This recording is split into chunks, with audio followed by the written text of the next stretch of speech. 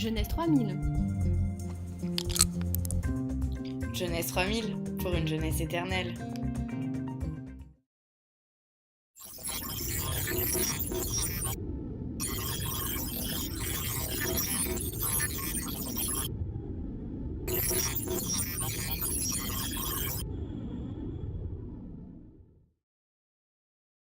Après la catastrophe, il a été question de savoir comment montrer ce patrimoine qu'on avait réussi à sauver en réalité. Et ce sont vraiment les avancées technologiques qui nous ont permis de conserver ces objets. En fait, les événements ne nous ont pas vraiment laissé le choix. On a été obligé de faire appel aux technologies pour sauvegarder le patrimoine.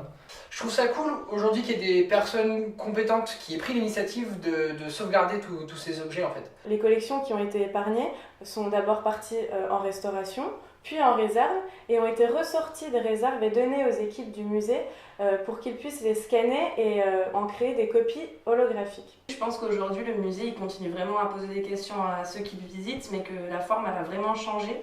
Aujourd'hui, quand je vais dans un musée, c'est pour me poser des questions sur la société, sur le monde qui m'entoure. Et le musée que nous proposons aujourd'hui, ce sont des cabines d'immersion qui sont disposées sur le site et qui sont regroupées par thématique sociétale.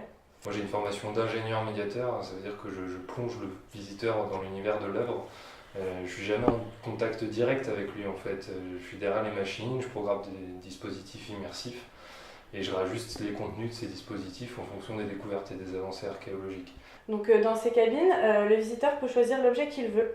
Et il rentre, il y a une manette qui est temporelle, qui lui permet de voyager dans l'histoire de l'objet, qui lui permet également de découvrir ses utilisations et surtout de découvrir sa place dans la société. Par exemple, il y a quelques temps, je m'interrogeais sur les conditions de transport dans les années 2000, à l'époque où les overboards, ça n'existait pas encore. Et je me suis rendu du coup à la section voyage du musée. Et grâce à la manette temporelle, j'ai pu remonter le temps et de fil en aiguille, je suis tombé à l'époque gallo-romaine. Et je suis tombé sur un objet, c'était un chaland en fait. Et du coup, grâce à l'immersion, avec le procédé, j'étais vraiment, je voyais de mes propres yeux en fait le déchargement d'une cargaison de marbre dans l'ancien port d'Arles. Et le visiteur occupe tout de même une place centrale.